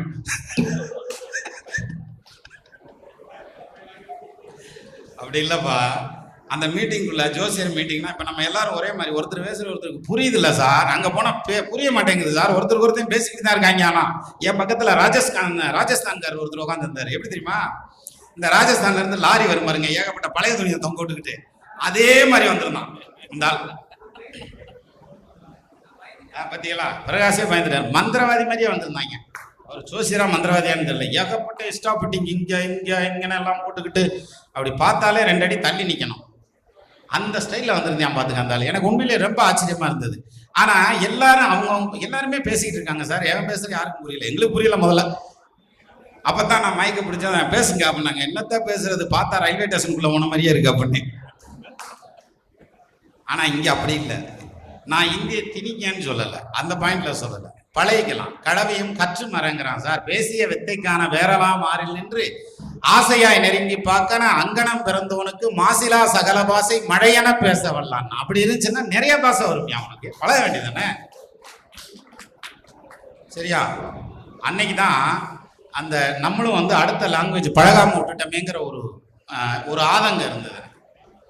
ஏன்னா படிக்கிற காலத்துல நம்ம ஒழுங்கா படிக்கல, அது வேற, அதை விட்டுருங்க. படிக்கிற காலத்துல படிச்சிருந்தா தானே ஆகும், அப்போ வந்திருக்கும். ஸோ ஹிந்தி போக்குவரத்துங்கிறதோ அல்லது நீங்க ஹிந்தி தான் படிக்கன்னு சொல்ல, தெலுங்கோ மலையாளமோ இங்கிலீஷோ, மலையாளம் கூட வேண்டியதில்லை, அது சின்ன ஏரியா தான். இங்கிலீஷோ அந்த மாதிரி படிச்சு வச்சுக்கிட்டோம்னா நிச்சயமா நீங்க மீட்டர் கணக்கில் சொல்றதுக்கு பதிலாக கிலோமீட்டர் கணக்கில் சொல்லலாம். ஞாபகம் வச்சுக்கோங்க. சரி, இப்ப மறுபடியும் மீண்டும் பிரயாசுக்கே வந்துடுவான். ஆமா, எம்பிட்டு நேரம் ஆச்சு. நீங்க பேசுங்க, என்ன சாப்பாட்டுக்கு டைம் இருக்கு. இப்பதான் அண்டா வச்சிருக்காங்க, சோறாகிற வரையும் பேசுனீங்க, அப்புறம் வேணா நிக்கலாம்னா. பேச்சாளர்களுக்கு அப்படித்தான் சொல்லுவாங்க. இந்த குழம்பு ரெடியா இன்னொரு 1/4 மணி நேரம் ஆகும் சார், நீங்க கொஞ்ச நேரம் பேசுங்க. நான் நம்மால என்னன்னு பேசுவேன், அங்க அருகாப்புல கொத்தமல்லினா பேச முடியும், அவனுக்கு தெரிஞ்சா தானே பேசுவான். அந்த மாதிரி. சரி, நம்ம இதுல தான் சொன்னாரு. போன சேலம் மீட்டிங்ல குருஜி குருராஜா இருக்காரு இல்லையா, அவர் தான் சொன்னார்.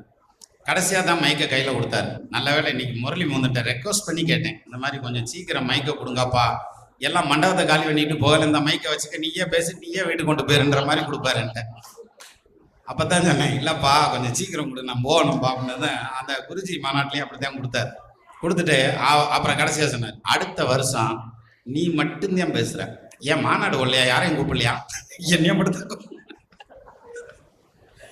அவர் தான் சொன்னார். சொன்னீங்களா சார்? பத்தியெல்லாம் மதியத்திற்கு அப்புறம் ஐயா பேசுவார், பரப்புறவங்க பரப்பலாம். அப்படிதான் ஆகிப்போச்சு. சரி, அப்போ ஜோதிடத்தை வந்து ஒரு துறையா எடுத்துக்கிறதுங்கிறது பிரகாஷ் ஊக்கமா ஊண்டி எடுத்திருக்கிறார் இல்லையா? அது மாதிரி நம்ம எடுத்துக்க கூடாது, தாராளமா எடுத்துக்கிடலாம். அது ஒரு ப்ரொஃபஷனலா பண்ணலாம். அப்போ ப்ரொஃபஷனலா பண்ணா ஜோசியர் எல்லாருமே நல்ல மனசுக்காரன் சார்.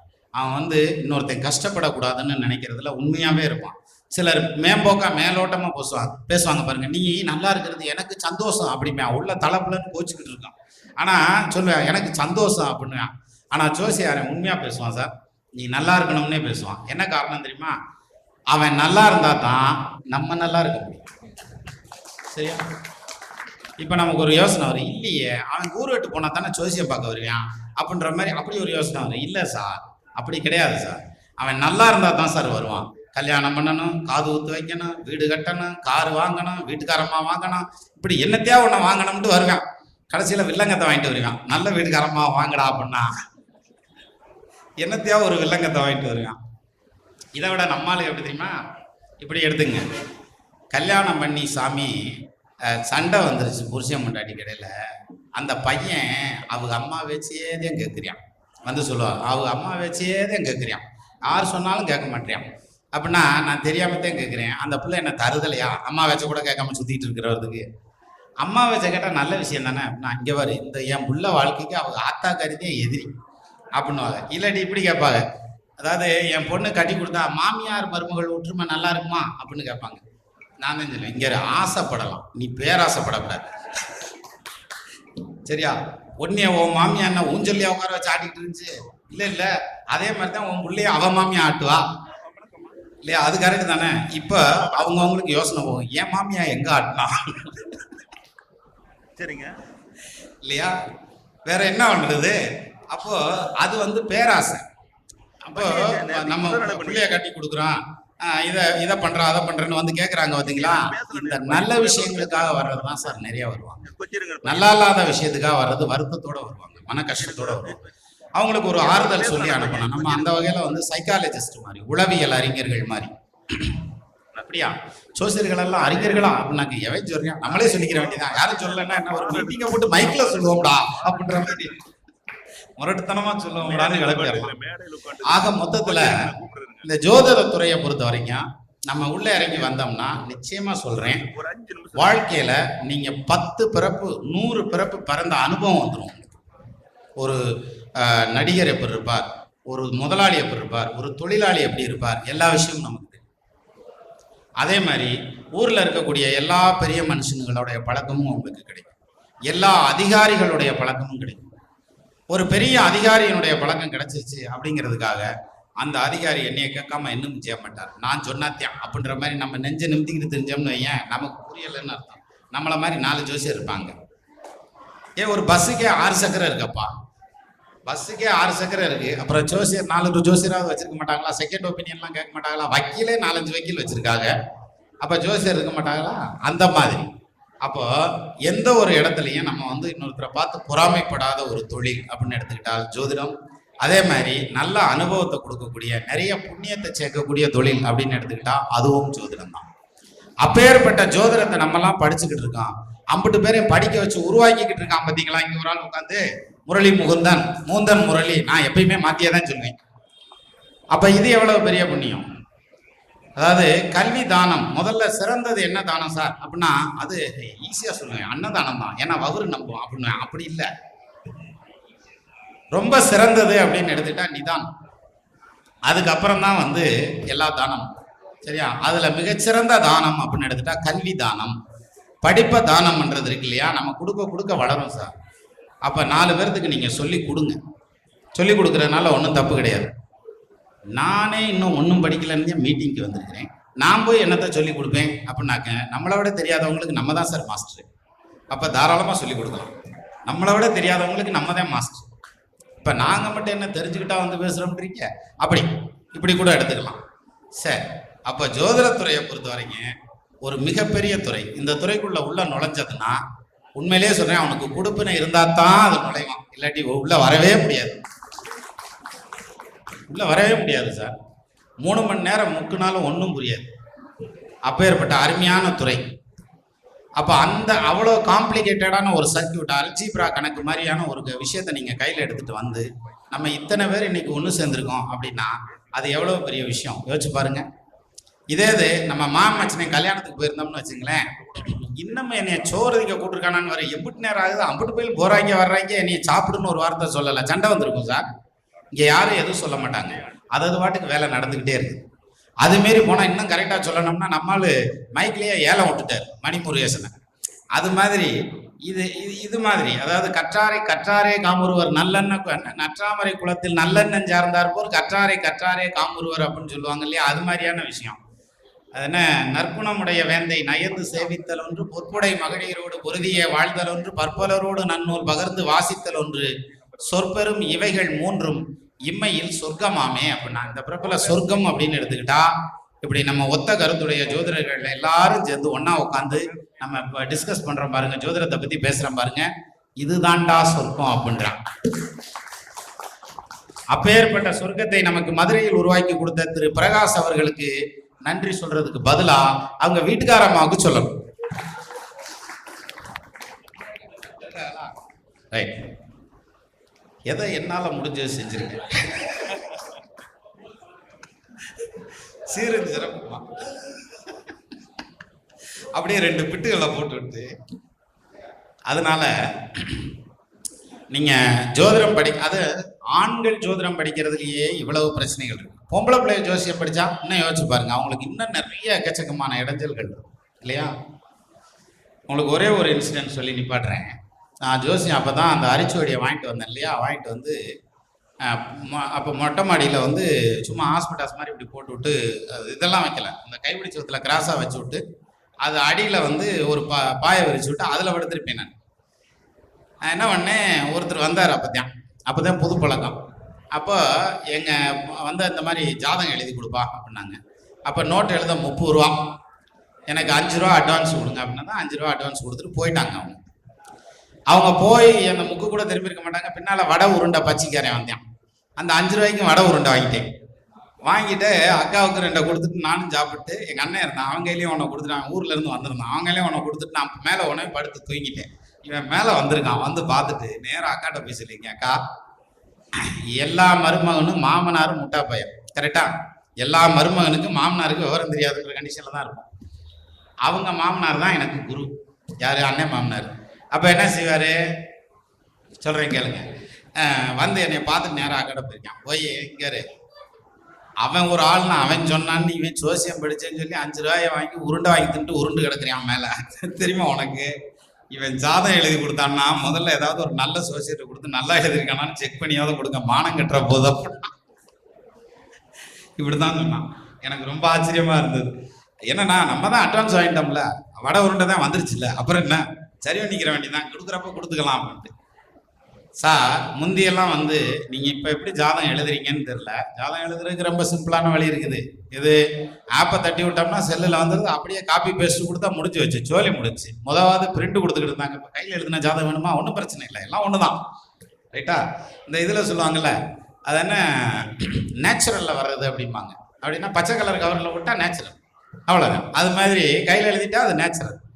ஸோ இந்த ஸ்டைலில் கையில் எழுதுகிற ஜாதகம் அப்படிங்கிறது எழுதி கொடுக்குறது இப்போ இது மாதிரி எழுதுறாங்க. சார் எனக்கு தெரிஞ்சு சார், ஒரு வருஷப்பிறப்பு அன்னைக்கு தெத்துப்பட்டியில் ராஜகாளி அம்மன் கோயிலுக்கு போயிருந்தப்ப ஒரு ஜோசியர் வந்து என்கிட்ட நோட்டு கொடுக்குறாரு, எழுதி கொடு தம்பி அப்படிங்கிறார். சரின்ட்டு வாங்கி எழுத ஆரம்பிக்கிறேன். நானும் அண்ணாதுரைன்னு ஒரு ஜோசியர் என் கூட படித்தார், மதுரை காமராஜர் யூனிவர்சிட்டியில் டிஏ படிக்கிறப்ப. அவர் நான் இது இந்த இடத்துல இதை பெருமையாகவே சொல்கிறேன் சார். அவர் 2 நோட்டு எழுதினாரு, நான் அதே டைமில் 7 நோட்டு எழுதி கொடுத்தேன் அவருக்கு. கையில் கால்குலேட் பண்ணி எழுது. இப்போ லக்னம் போட சொன்னால் போடலாம், போட முடியும். ஆனால் ஒரே ஒரு நிமிஷம் நீங்கள் உங்கள் மனசில் யோசிச்சு பாருங்கள், லக்னம் போட முடியுமா? அன்னைக்கு சொல்லி கொடுத்தாங்க அந்த பஞ்சாங்கத்தை எடுத்து வச்சு அத்தனை நம்பரை போட்டு, சரி ஆதி அந்த பரம நாளிகை கண்டுபிடிக்கலாமா, செல் நாளிகை இருப்பு நாளிகை கண்டுபிடிக்கலாமா? எனக்கு நேராச்சு, இங்கே வர சீக்கிரம் பேச்ச முடியும், மத்தியானம் சோறு ரெடி ஆயிடுச்சாங்களா, விட்றா ஏண்டா இந்த ஆரா இருக்கிறீங்கிற மாதிரி இருக்கும். நல்லா தானே போயிட்டு இருந்துச்சு இவ்வளோ நேரம், இப்போ என்னாச்சு உனக்கு திடீர்னு?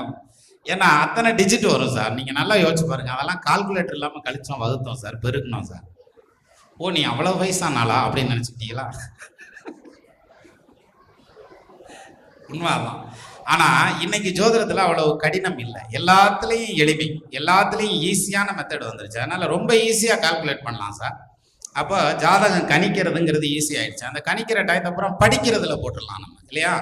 முந்தி வந்து என்ன சொல்லுவாங்கன்னா, 32 பரல்களுக்கு மேல் எந்த ராசியில் இருக்கிறதோ அந்த ராசியில் குரு வரும் காலம், சனி வரும் காலம் மிகச்சிறப்பாக இருக்கும். தொழில் ரீதியான முன்னேற்றம், பொருளாதார ரீதியான முன்னேற்றம் மிகச்சிறப்பாக இருக்கும் சொல்லிடுவாங்க. நம்ம படிச்சிருவோம், சரியா? இந்த 32 பரல் எங்க இருக்குன்னா அஷ்ட வர்க்கத்தை நம்ம போடணும். போட்டு சமுதாய அஷ்ட வர்க்கத்தை அதை கொண்டுட்டு வரணும். கொண்டு வந்து அதில் ஏகாதிபத்திய சோதனை, திரிகோண சோதனை, எல்லா சோதனையும் இருக்குது இல்லையா? இது போதும்டா நமக்கு வந்த சோதனை அப்படின்ற மாதிரி இருக்கும், மிகப்பெரிய சோதனை. சரி, இந்த இதெல்லாம் ஃபைனலைஸ் பண்ணி அங்கே கொண்டு வர்றது. ஒரு ஜாதகத்தை பார்க்குறேன்னா அவ்வளோ சிரமம் சார், ஒரு பரல் பார்க்குறதுனா. இப்போ நீங்கள் இப்போ நான் சொன்ன நேரத்துக்கு நீங்கள் பரல் பார்க்குறதுனா இந்நேரம் எடுத்து பார்த்துருக்கலாம் இல்லையா? டக்குன்னு எடுத்து பார்த்துடலாம். அப்போ எது ஈஸி? இன்னைக்கு படிக்கிறதுக்கு அவ்வளோ நேரம் கிடைச்சிது. நான் ஏற்கனவே சொன்ன மாதிரி யாருக்கெல்லாம் நேரம் நிறையா இருக்கோ அவங்களுக்கெல்லாம் பிரச்சனைகள் ஜாஸ்தியாக இருக்கும். சரி, அப்போ பிரச்சனையோடு தான் நிறையா இருக்காங்கங்கிறதுனால ஜோதிடர்களுடைய தேவை அப்படிங்கிறது மிக அதிக அளவில் இருக்கும். அது இன்னும் சொல்லணும்னா இன்னைக்கு இருக்க அரசாங்கம் எல்லாம் வந்து பார்த்தீங்கன்னா இன்னும் வருங்காலத்தில் ஜோதிடத்துக்கு நிறைய சப்போர்ட் பண்ண போகுது. ஜோதிடர்களை நாளைக்கு எம்ப்ளாய்மெண்ட்டில் பதிய சொன்னாலும் ஆச்சரியப்படுறது இல்லை, சரியா? அப்படி வந்தாலும் ஆச்சரியப்படுறது இல்லை. அதனால் எல்லாரும் வந்து இந்த ஜோதிடத்துறைக்குள்ளே வந்தது அப்படிங்கிறதை நம்ம பிரகாஷ் ஐயா வந்து இருகரம் நீட்டி நம்ம எல்லாம் வரவேற்றிருக்காரு இல்லையா? இன்னும் சொல்லணும்னா வர்றப்பைய வேஷம் கட்டி வரவேற்றுட்டார். வேஷம் கட்டி வீதிக்கு வந்துட்டா வீதி கோணம்னு சொல்லக்கூடாது, ஆடிரணும்னு ஆக. அப்படின்னா என்ன அர்த்தம்? உனக்கு உருமா கட்டியாச்சா, நீ சோசியம் சொல்லி ஆகணும், ஞாபகம் வச்சுக்க அப்படின்ற மாதிரி. அதனால் யாரெல்லாம் இப்போது உருமா கட்டினீர்களோ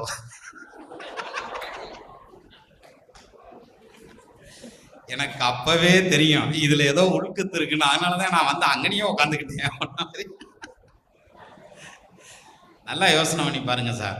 ஒரு மாலை உங்க கழுத்துல இதுக்கு முன்னாடி கடைசியா எங்க விழுந்துச்சுன்னு பாருங்க. அதாவது பொண்டாட்டி ஓட்ட மாலையை விட்டுருங்க, அது மாலையே கிடையாது, ஆக்சுவலா சுருக்கயிறு, சரியா? ஓ உனக்கு அப்படி எக்ஸ்பீரியன்ஸ் அப்படின்னு கேட்டுறாதீங்க, அப்படிலாம் கிடையாது. லட்டுன்னா இனிக்காது, புட்டுன்னா உடையாது இல்லையா? கையில இருந்தா தான் எல்லாம். சரி, அப்போ மாலைங்கிறத கடைசியா நீங்க எங்க போட்டிருப்பீங்க யோசிச்சு பாருங்க. மாபெரும் சபைதனில் நீ நடந்தால் உனக்கு மாலைகள் விழ வேண்டும். ஒரு மாற்று குறையாத மன்னவன் இவன் என்று போற்றி புகழ வேண்டும். எத்தனை பேர் சார் புகழ்ந்திருக்கான்? வீட்டுக்காரமாவே ஒத்துக்க மாட்டேங்கிறாங்க, அப்புறம் யாரும் புகழ்றது இல்ல? போச்சுடா.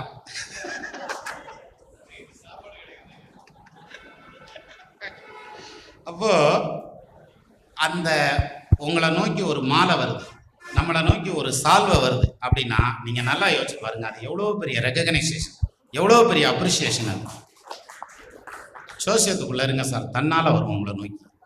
நமக்கு நாமே போட்டுக்க வேண்டியதில்லை. உங்களுக்கு நோட் எடுத்துட்டு வரேன், ஒரு சால்வையை வாங்கிட்டு வந்து நிற்பான் தெரியுமா? நீங்க சொல்றது மட்டும் கரெக்டா இருந்ததுங்கிற பட்சத்துல கரெக்டா இருக்கும். ஏன்னா நம்ம தான் கரெக்டா தானே படிச்சிருக்கோம், நமக்கு சொல்லத்தானே தெரியல. ரைட்டா? படிச்சது கரெக்டா தானே படிச்சிருக்கோம், அதனால கரெக்டா சொல்லிடுவோம். அப்போ அந்த வெற்றி அப்படிங்கிறத பல விதங்களையும் ருசிக்கக்கூடிய ஒரு வழி அப்படின்னு எடுத்துக்கிட்டா இந்த அஸ்ட்ராலஜி ஃபீல்டு. இப்பேற்பட்ட இந்த ஃபீல்டை சிலர் கையில் எடுத்துக்கிட்டு அதை எந்த அளவுக்கு ராங்கா பண்ணணுமோ அவ்வளோ ராங்கா பண்ணுறது. ரைட்டா? அதனால ஒருத்தரை பார்த்து ஒருத்தர் நம்ம இந்த ஜோதிடம் படிச்சிருக்க இடத்த பொறுத்து, அதாவது அவங்க சொல்ற ஸ்டைலை பொறுத்து நம்ம பொறாமப்படலாம், தப்பு இல்லை. அது நான் தப்புன்னே சொல்ல, அது மனித மனம், இயற்கையானது. ஆனா நான் நிறைய சம்பாதிக்கணுங்கிற ஆர்வத்தில் இறங்கினாங்கன்னு வைங்களேன், அவங்க தான் ஃபெயிலர் ஆகுது. அதனால மக்களுக்கு சர்வீஸ் பண்ணணும் அப்படிங்கிற அந்த ஒரு எண்ணத்தை முதல்ல முன்னுக்கு வச்சுக்கிறோம். அதுக்கப்புறம் பின்னால நிற்கிறதுங்கிறது சக்சஸ்ஃபுல்லா வந்துடும் அப்படிங்கிற மாதிரியான அமைப்பு. அதாவது ஒரு இடத்துல பிடுங்கிட்டு போகாம வாய்க்கால கரெக்டாக கட்டி வச்சிட்டோம்னா தண்ணி நம்ம இங்கே விடுறது அங்கே போய் சேர்ந்துடும். அந்த வகையில் நம்ம எல்லாரும் இந்த ஜோதிடத்துறையில மிகப்பெரிய வெற்றி அடையணும் அப்படிங்கிறது இறைவனுடைய பிராப்தம். அதனால தான் நம்மளை கொண்டு வந்து இங்கே உட்கார வச்சு ஒன்று. ரெண்டாவது, இந்த வாய்ப்பை உருவாக்கி கொடுத்த அந்த பிரகாஷ் இருக்கார் பார்த்தீங்களா, இந்த வயசில் அவருக்கு என்ன சார் ஞாபகத்துக்கு வரணும்? இந்த விழா நடத்தினோம்னா எனக்கு இத்தனை லட்ச ரூபா செலவாகுது. இதே மாட்டுத்தாவணியில் ஒரு இடத்த வாங்கி போட்டோம்னு வைங்க, அத்தனை லட்ச ரூபாய்க்கு 2 வருஷத்தில் அவ்வளோ காசு. இப்போ நம்ம இந்த மீட்டிங் நடத்தி இத்தனை பேர் வந்து உட்காந்து ஆஹா ஓஹோ போற்றி பாடடி ஒன்னேன்ட்டு போயிடுவோம் நம்ம, இல்லையா? லாலா லாலான்ட்டு போயிடுவோம். ஆனால் அந்த காசு செலவு இருக்குல்ல, பொருளாதாரம் வேணும்ல. ஆரிய கூத்தாடினாலும் ஞான தங்கமே நீ காரியத்தில் கண்மையடா ஞான தங்கமேன்றான்ல, பொருளாதாரம்னு ஒன்று வேணும்ல. அந்த பொருளாதாரத்தை செலவு பண்ணுறதுக்கு ஒரு தைரியம் வேணும்ல. நீங்கள் நல்லா யோசிச்சு பாருங்கள், எல்லாரும் பர்ஸ்லையும் காசு இருக்கும், பாக்கெட்லேயும் காசு இருக்கு. எங்கே 500 ரூபா எடுத்து டக்குன்னு செலவு பண்ணுங்க பார்ப்போம். பண்ண முடியாது. பண்ண மாட்டோமா? பண்ண மாட்டோம். யார் பண்ண மாட்டாங்க தெரியுமா? 2ஆம் இடத்தில் சனி ராகு, நம்மளும் ஜோசியம் சொல்லணும்ல, இல்லாட்டி ஜோசியர்கள்ன்றுவாங்க. 2ஆம் இடத்தில் சனி ராகு கேது அல்லது வக்கரம் பெற்ற கிரகங்கள் இருந்தால் அவன் மிக தேர்ந்த கஞ்சனாக இருப்பான், மிக தேர்ந்த கஞ்சனா இருப்பான். இப்ப யோசிச்சு பாருங்க, யாருக்கெல்லாம் வக்கரம் பெற்றது இருக்கு, நான் கை தூக்கலையே. விஷயம் என்னன்னா அந்த சிக்கனம் அப்படிங்கிறது அவங்களுக்கு தான் வரும். அதே மாதிரி தனஸ்தானாதிபதி தனஸ்தானத்திலேயே ஆட்சி ஆச்சுன்னு வச்சுக்கோங்களேன், அவங்களுக்கும் சிக்கனம் வந்துடும். தனாதிபதி தனஸ்தானத்திலேயே ஆட்சியானால் அவர்கள் சிக்கனமாக இருப்பார்கள். இந்த முன்னால் உட்காந்துருக்க 2 அம்மா நோட்ஸ் எழுதுறாங்க. எனக்கு ஆச்சரியமா இருக்கு, நோட்ஸ் எழுதுற அளவுக்கு பேசுற அளவுக்கு தெரியுதா நமக்கு?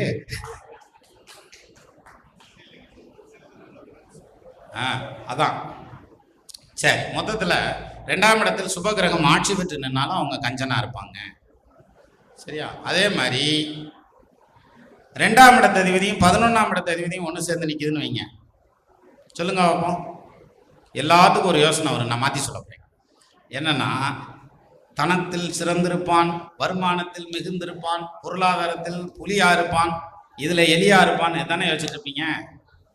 கல்யாணம் ஆனதுக்கு அப்புறம் லவ் வரும் சார். அவனுக்கு பேசுனா எதையும் தெளிவா பேசணும். கல்யாணம் ஆனதுக்கு அப்புறமும் லவ், லவ்ல பணக்காரண்டாவன் அப்படின்னு வாங்கல்ல, அது மாதிரி யார் கொண்டாடி மேல வந்தா என்ன, லவ் லவ் தானே.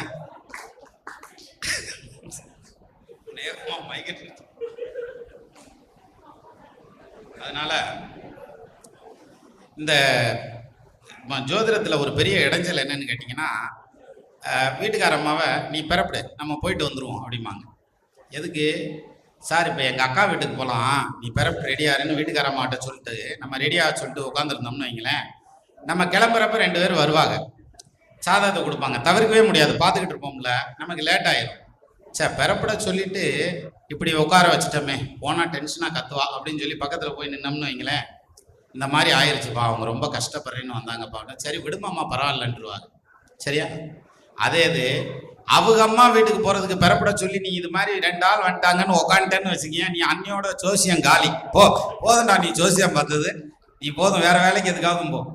ஏன்னா நீங்க நம்ம எல்லாத்துக்கும் அந்த எக்ஸ்பீரியன்ஸ் இருக்கும் சார். என்ன எக்ஸ்பீரியன்ஸு? எங்கேயாவது கிளம்புவோம், அப்பதான் வந்து நிப்பான்ட்டான். எங்க நீ போயிருடா, நீ என்னைய மீறி அப்படின்ற மாதிரி. அப்படின்னா என்ன அர்த்தம்? நமக்கு முன்னால் சனீஸ்வரன் இருக்கிறார் என்று அர்த்தம். சனின்னா தாமதம் இல்லை.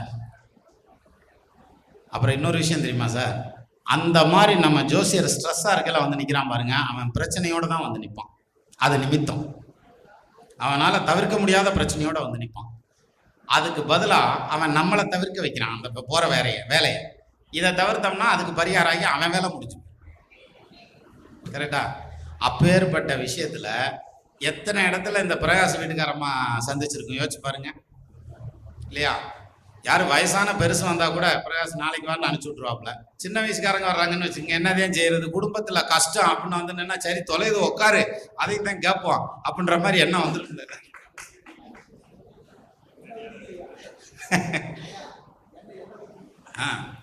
என்ன ஊத்துனேன்? என்ன இது எல்லாத்துக்கும் நான் யூடியூப்ல தானே போயிட்டு இருக்கு. ஐயா உங்களுக்கும் சேர்த்து ஆப்பு என்னமா அவருக்கு சொல்லிக்கிட்டு இருக்க மாதிரி. அதனால ஒரு தொழில் பண்ணணும்னா ஒரு மனிதனுடைய வெற்றிக்கு பின்னாலும் ஒரு பெண் இருக்குன்னு சொல்லுவாங்க. உண்மையிலேயே முகுந்தன் வந்து இந்த அளவுக்கு வெற்றி பெற்றிருக்காரு அப்படின்னாக்க அவங்க வீட்டுக்காரம்மாக்கு தான் அந்த தேங்க்ஸ் சொல்லணும். என்ன காரணம்னா, இவ்வளவு தூரம் சமாளிக்க இத்தனை பேர் சேர்ந்து சமாளிக்கிற முகுந்தனை நீ ஒரு ஆளா என்னம்மா செய்யற அப்படின்னா, என் நிலைமைய யோசிச்சு பாருங்க.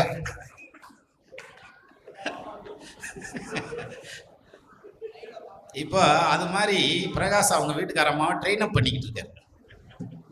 நான் அதான் சொன்னேன், மூந்தன் மீட்டிங்லேயே சொன்னேன், ஏப்பா உன் வீட்டுக்காரம்மா கூப்பிட்டு வந்திருக்கேன். சேலத்தில் சொன்னேன்னு நினைக்கிறேன். சேலம் இங்கே இல்லை, பள்ளிவாளையத்திலே சேலத்திலே சொன்னேன். அந்த பிள்ளைய கூப்பிட்டு வந்திருக்க வேண்டியதானப்பா அப்படின்னா, ஏன் அப்படின்னாரு, மேடையில் ஏறி மாலைகளை ஓடுறாங்க, அவர் நல்லவர் வல்லவர் நாளும் தெரிஞ்சவர்னு பேசுகிறாங்கல்ல, அப்போ கேட்டுக்கப்பா, நல்லா கேட்டுக்க, என்னமோ போய் உங்கள் அப்பட்ட எல்லாம் சொல்லிடு விவரமா அப்படின்னு அப்படி ஏதாவது பந்தா பண்ணிக்கலாம்ல, நல்லா அதுக்காவது கூப்பிட்டு வந்திருக்கலாம் இல்லையா அப்படின்னு நான். ஆனால் கடைசியில் இவர் அதுக்காக ஒரு ஃபங்க்ஷனே வச்சிருக்காருன்னு எனக்கு தெரியல. இங்கே வந்ததுக்கப்புறம் தான். ஸோ மொத்தத்தில் இப்படியே பேசிகிட்டே இருக்கலாம். மணி 1 வத்தாச்சு. செவிக்கு உணவில்லாத போது சிறிது வயிற்றுக்கும் ஈயப்படும் அப்படின்னு சொல்லுவாங்க இல்லையா? அந்த வகையில் அறுசுவை உணவு தயாராக வச்சிருக்காரு. ஆமாம், அதனால உங்களை விடுற மாதிரி இல்லை. இதுக்கு அடுத்து உண்மையிலேயே நாம் பேசுறதுங்கிற ஒரு டைப்பு. நான் அடுத்து வரக்கூடிய பேச்சாளர்களை பற்றிலாம் சொல்லணும்னா நம்ம அவங்கள ஒரு நாள் ஃபுல்லாக சொல்லிகிட்டே இருக்கலாம். எல்லாருமே ஒரு கருவூலம் மாதிரி, எல்லாருமே ஒரு அறிவு பெட்டகம்னு சொல்லுவாங்கல்ல. ஏன்னா எல்லாம் படிக்காமல் யாரும் வர முடியாது சார். ஒன்று அனுபவத்தில் படிச்சிருப்பாங்க, இல்லாட்டி புஸ்தகத்தில் படிச்சிருப்பாங்க. அவங்களோட எக்ஸ்பீரியன்ஸ் நம்ம கேட்கறது அப்படிங்கிறது. இப்போ மருதமலை குறிச்சி ஐயா இருக்கார் அப்படின்னா குறைஞ்சது 10-40 வருஷமாவது அவர் இந்த துறையில் இருப்பார். அப்போ அவ்வளவு பெரிய அனுபவத்திலிருந்து வரக்கூடிய எக்ஸ்ட்ராக்ட்னு ஒன்று இருக்கும் இல்லையா? இப்போ சுபம் மாரிமுத்தையா இருக்காருனாக்கு 3500 ரூபாய்க்கு புக்கே எழுதியிருக்காருன்னா ஒரு ஜோசியம் பார்த்தா எவ்வளோ பீஸ் வாங்குவாருன்னு யோசிக்கக்கூடாது. உடனே அப்படி போயிடக்கூடாது. 3500 ரூபாய்க்கு புக்கே எழுதியிருக்காருன்னா, நான் இப்போ இன்னைக்கு தான் அந்த புஸ்தகத்தை விரிச்சு பார்த்தேன் சார். உண்மையிலேயே சொல்கிறேன், ரொம்ப பெரிய விஷயம். நிறைய தூக்கம் இல்லாமல் பாடுபட்டிருப்பார். ரொம்ப தூக்கம் இல்லாமல் பாடுபட்டிருப்பார். ரெண்டாவது, இதே புஸ்தகத்தை 1000 ரூபாய்க்கு பிரிண்ட் பண்ண முடியும். அதே புக்கை 1000 ரூபாய்க்கு பிரிண்ட் பண்ண முடியும். ஆனால் அவர் 3500 ரூபாய்க்கு பண்ணியிருக்காருன்னா அவர் போட்டிருக்க paper, font, colour, designing, binding அப்படி பக்காவாக பண்ணி வச்சிருக்கான் சார். இன்னும் 50 வருஷம் ஆனாலும் அந்த புக்கு எதுவும் அழியாது. அவர் காலத்துக்கு பின்னாலும் அது நிலைச்சு நிச்சயமாக நிற்கும். வாங்கி பார்க்கணுன்னு ஆசைதான், வேலைத்தையும் கொஞ்சம் கூட இருக்க மாதிரி இருக்கு. பட்சத்துக்கு மேலே ஓதையா. இன்னொரு விஷயம் தெரியுங்களா, அந்த அட்டையை பிரிச்சு நான் அதிர்ச்சி ஆகிட்டேன். பாகம் 1ன்னு போட்டிருக்காரு.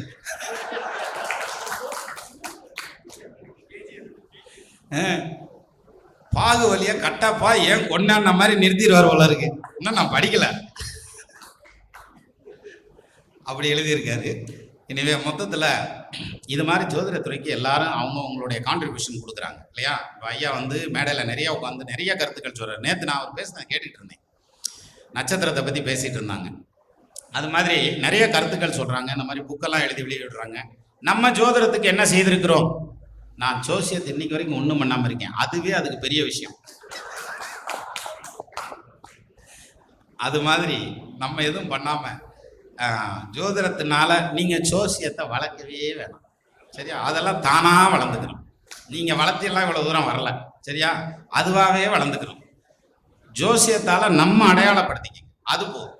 நான் ஜோசியர்னு சொல்லணுமே தவிர நான் ஜோசியத்தை நான் தான் வளர்க்குறேன், நான் மதுரைன்னா நான் தான் ஜோசியர், அதாவது பள்ளிவாளையம்னா நான் தான் வாத்தியார்னா சொல்றாரு இல்லை இல்லை.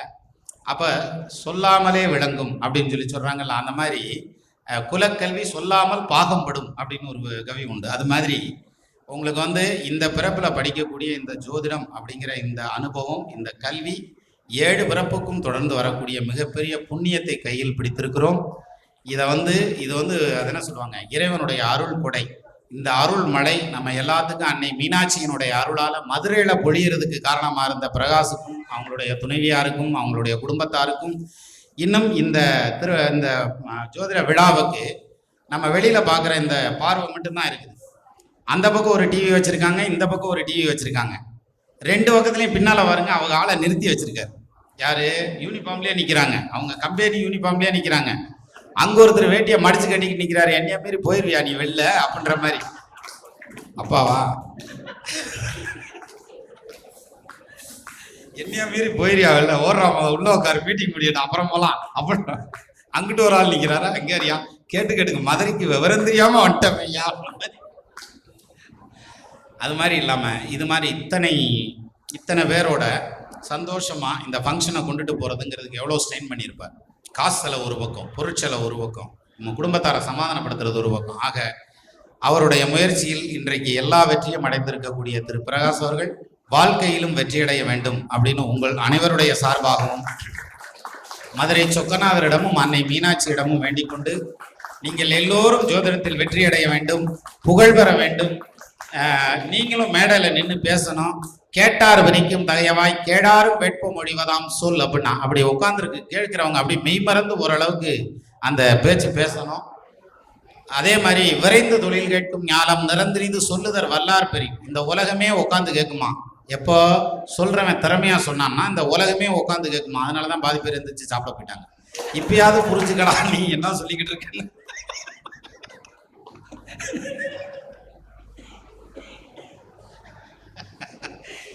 சரி, நம்ம ஜோசிய மீட்டிங்க்கு வந்தால் இவங்க வாட்டுக்கு கூட்டு சேர்ந்து கும்மி அடிச்சுக்கிட்டு இருக்காங்க மேடையில் அப்படின்ற மாதிரி ஆயிடக்கூடாது. அதனால மீண்டும் நம்ம இன்னொரு மேடையில் சந்திக்கலாம். நமது நண்பர்கள் ஆள் போல் தலைதழைத்து அருகது போல் வேரூன்றி மூங்கில் போல் கிளை கிளைத்து முதியாமல் வாழ்ந்திருக்க வாழ்கவென வாழ்த்தி அமைகிறேன்.